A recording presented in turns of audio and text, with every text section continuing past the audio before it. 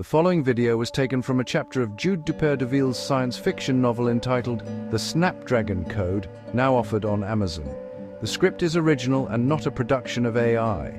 Just then there was a knock at the farmhouse door. "We're here to winterize your pool, ma'am." "Jay," the tall, younger man says as he moves to one side and makes way for the shorter, middle-aged man wearing his company's t-shirt and cap. "I'm Jay, and this is my boss, Andrew. We just wanted to let you know that we're here for your pool, and we can get started right away. Is there an electrical outlet out back, or are you running a cable?" Jay asks with a smile as he looks Evey up and down without moving his head. "No, we do have an outlet that was installed. Just follow me out back," Evey says, and glad that the guys were here nice and early. As soon as Evey showed them where everything was, she left them to do their job and went back inside. "Do you have any idea who that lady is?" "No, I don't, but she's a looker, that's for sure." "Well, that looker's married to one of the most powerful men in this world. I kid you not. Did you ever hear about the Rothmann family? Well, she's married to the main Rothmann. What's she doing living here, in this place? It's certainly no palace." It belongs to her mother. I think they still love the place. You know how that is." "Well, I was going to ask her for a date, but I guess I'd better not." "Good idea." The next day, after dropping Adam off at school, Evey stops and picks up an already prepared casserole for their meal that night, along with a few other items they might need for their short stay at the farm. B had already started bringing out all the insulating door strips and then remembers she needed to have the furnace cleaned before winter. While B was on the phone with their town fuel company, Evey decides to change out the sheets in the upstairs bedrooms. As she starts stripping Adam's bed first, she lifts the top mattress up and pulls off the bottom-fitted skirt. That's when she hears something fall on the floor. When she picks it up, she realizes it's a DVD cover with a handwritten title on the front. It says simply, "The Silverman Session." What the heck is this? Evey wonders and looks around the room to see if there was anything nearby she could play it on. "I'll ask Adam about this later when he gets back from school," she tells herself and places it in her purse so she would not forget it. Just as the pool guys were leaving, Bob from Town Fuel was driving up the driveway to take care of the furnace. "Evey, haven't seen you since forever. How have you been, young lady? You know, I was wondering if I'd get a call from you people around this time. I thought maybe you had forgotten me." "Where's B anyway?" "I'm coming." "Well, B, I was telling Evey I thought you guys had forgotten me." "You got your knee pads, I see. It's about time. When you retiring?" "Got a couple more years to go and then it's Florida. I just hope I can make it till then." The two ladies continued to put things away, to dust, sweep and wash floors, until it was close to the time to pick Adam up. "What are you doing now?" "I'm calling Bruce to see if he can pick Adam up. I'm just too tired to drive back there this afternoon. He won't mind. That's one of the things he gets paid for anyways. B, want to join me out here and we'll take a break? It's actually warm out here. I picked up some peach wine this morning so we can sit out here and relax for a while." It was the same paint-chipped green table the two of them shared year after year. "We've got to put the storm windows in this room tomorrow and get it ready for winter. You know this place never changes. We're getting older, but this place never changes. If I have a choice to stay here and haunt this place after I die, that's what I want to do." "Well, I'm sure with you on that one, Evey. One more day of school this week, huh, Adam? You know, that always made me happy when I was your age. I found this in your room, at the farm, when I was changing your bed. What the heck is it? It's not a porn tape or anything, I hope." "It's nothing. Nothing important at all." Evey, seeing his reaction, begins to realize that there's something troublesome about this video. "Adam, tell me what's on this tape. I want to know." "Nothing, believe me. I'm telling you it's nothing." "You don't have to give me the tape, just tell me what's on it. I'll believe you. Just tell me where you got this. You didn't steal it, did you? Does this have anything to do with Dr. Silverman, the doctor who was murdered?" It's then that Adam's behavior changed from anger to quiet acquiescence. He gets up, closes his bedroom door, and then begins to reason with Evey. "How much do you want me to continue going to Webster's? How much do you care for Stan? How much do you want to keep this family together, living in this amazing place with horses and everything? If you want all of these things to continue, then you won't make a big deal over this recording. Look, I didn't even listen to the whole thing when I played it. I mean, it didn't make any sense to me. It was just Stan talking to that doctor about wanting to be hypnotized so he could recall something in his past. Stan told the doctor he wanted to remember something about whether the program they gave him was a standard trainer code or a Snapdragon code. I figured that might have something to do with the business venture he's been working on. The only reason I copied it at the time was to see if there was anything on there that might be connected to the mutter, but there wasn't. During the session, I heard Stan say some crazy things though, like he believes he came from, I don't know, another planet or something. I just shut it off when I heard that. I didn't know if Stan was just playing the doctor or what, but I didn't care. Anyway, if it sounded like there was a fight, or if I heard Stan threaten him, I would have given the tape to Tom and Guy. But there was nothing like that at all on it. From what Adam had just told her, Evie could pretty much guess what was on the recording. It sounded like what Stan had talked about a week ago. What to do about that tape, she wondered. If Stan finds out that you copied this from his files, he will be real angry. He'll never trust you or me again. I think we need to get rid of this and just forget about it entirely. We're going back to the farm right now and get rid of the evidence. It won't take us long. I know what to do. When they got there, Evie left the car running and the headlights on to illuminate their way. Follow me into the shed and we can smash it and bury it, okay? Evie says, as Adam retrieves the tape from his pocket while making their way out back to the shed. Here, Adam finds the old hammer already hanging on the wall and begins to smash the tape into small pieces. The two conspirators didn't have much to say to each other about what they had just done, except for Adam's pithy way of summarizing it on their way home. You know Evie, that scene in The Matrix where he has a choice to take either the red pill or the blue pill? Well, I think if we checked the color of our tongues right now, they'd be blue. Never another word about this, okay? However, the blue pill did not sit well with her.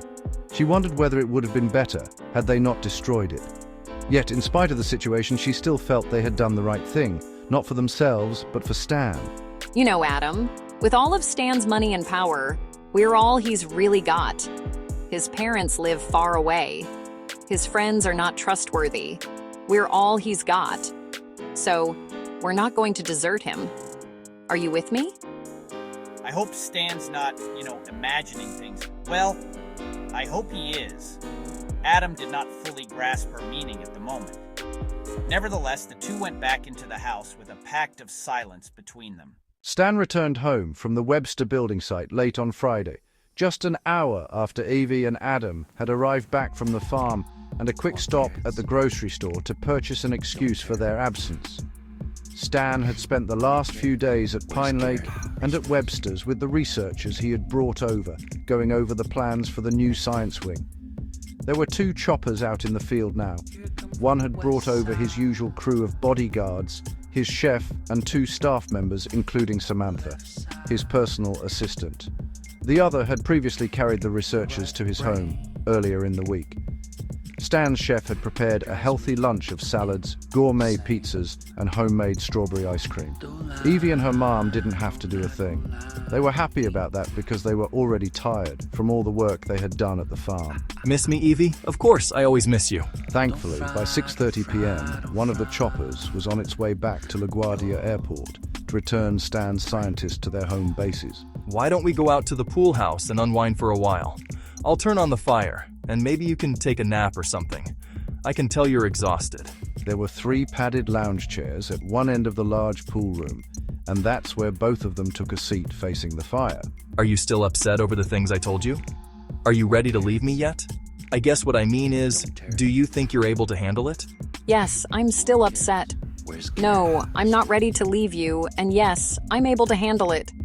Do you want to know how? By not handling it at all. For my own sanity, I intend to avoid the subject, and if I have to, I'll go to a hypnotist to have him help me forget the whole crazy, out-of-your-mind subject altogether. Would you like something to drink? Yeah, the whole damned bottle, if you don't mind. Stan, believe me when I say I just want to forget the whole damned thing. You know how some people go to hypnotists to remember things. Well, I want to go, to forget. So, if you know a good one, tell me, and I'll make an appointment. The look on Stan's face did not hide his guilt. It merely camouflaged it. He had no idea what Evie was referring to, and to be honest, she had no interest in learning any more than she had already found out. Her tongue was still, as blue as ever. Stan fell asleep by the fire for almost 2 hours that Friday evening. He needed the rest, though, because later on that evening, he and Adam would spend time together discussing physics, black holes, and aliens from outer space. Adam called the game room downstairs his really nice man cave, as though he owned the place. Of course, any man would be impressed by the neon-lit areas of the game rooms. It had everything from pinball to foosball to table tennis to double-lane bowling to pool. Adam convinced Stan to bowl a few games by asking him if he was ready to lose to him tonight. Adam, as smart as he was, had no idea why in the world Stan would have said those outlandish things to Dr. Silverman. None of what Adam had heard on that tape made any sense to him, so Adam decides to try a little reverse psychology on Stan to see how he would react. Anyways, it was worth a try, Adam thought. Stan, what's your opinion? Do you think there are intelligent beings living somewhere else out in the universe? I mean, not in our solar system, but out there, millions of light years away? Stan's answer was simply that he saw no reason why not. Then Stan wagered that if he got a strike, then there was, and if he didn't, then there probably wasn't. Take me seriously. Because I think there is, and I even think there could even be aliens from another dimension, living right here among us. See, this proves there are aliens out there. Or maybe right here in Wolfboro even. So, were the researchers that came to my school this week just psychologists, or were they neuroscientists? They are all PhDs, neuroscientists, I believe. However, I will be bringing in a couple of well-known physicists to work on a special project for me soon. I think you'll be very interested in the experiments they have planned. It's something you actually mentioned to me not long ago. Do you remember when you talked about boosting the speed of light with lasers? Well, that's what they're going to be working on. I'd like you to be there when they get it going. Would you like that? Yeah, that would be great, because then maybe I could ask them some questions about black holes and the holographic principle. That's the subject theoretical physicists are working on now, especially because the holographic principle is no longer a conjecture. You know what that could imply? It means you and I might exist in two places. We're here in this reality as a three-dimensional human, and Adam then makes a drum roll on the top of the bowling ball return. We, or the information that makes us who we are, exists somewhere way, way out there on a boundary sheet. Some people say it's, light years away on the boundary of the universe. But I think there could be multiple boundaries, even closer. You know how they say multiverses? Well, I think it's really multi-boundaries. You know what I wonder about? I wonder whether you can create your own boundary. It would be like a pre-made holographic surface, with all the necessary information preloaded on it. I'd call it Rent a Boundary, and after that, I'd start my own personal universe. I could say, come over and visit my own universe. It will only cost you $1,000. Something like that. What do you think, Stan? Stan was almost speechless at first. He wondered why Adam had brought this topic up to him now, at this time. Did the kid know something? Had Evie spoken to him about what I told her? What the hell was going on here, Stan wondered. Stan didn't want to take this any further at the moment, but he was curious. He couldn't help but ask Adam a follow-up question. So if we're holograms, then where are the lasers to produce the images? That's what I've been wondering about. It seems there can only be a couple of possibilities. For example, our own sun could actually be concealing an E8 lattice quasi-crystal within it. That way, its hyperphotonic radiation could reflect off of a boundary, carrying back an encoded diffraction pattern to form the three-dimensional imaging sheets that we pass through, but call time. Or, on the other hand, what if we are actually inside a Nerei black hole? In that case, dark matter, in the form of colliding superfluids, can produce the interference patterns capable of creating our holographic worlds. So in that way, as we pass through the holographic projections at the speed of gravity, resulting in the sensation of gravity as it emerges. In any case, It seems that we are here as holographic projections, and we are also over there, as qubits on a boundary.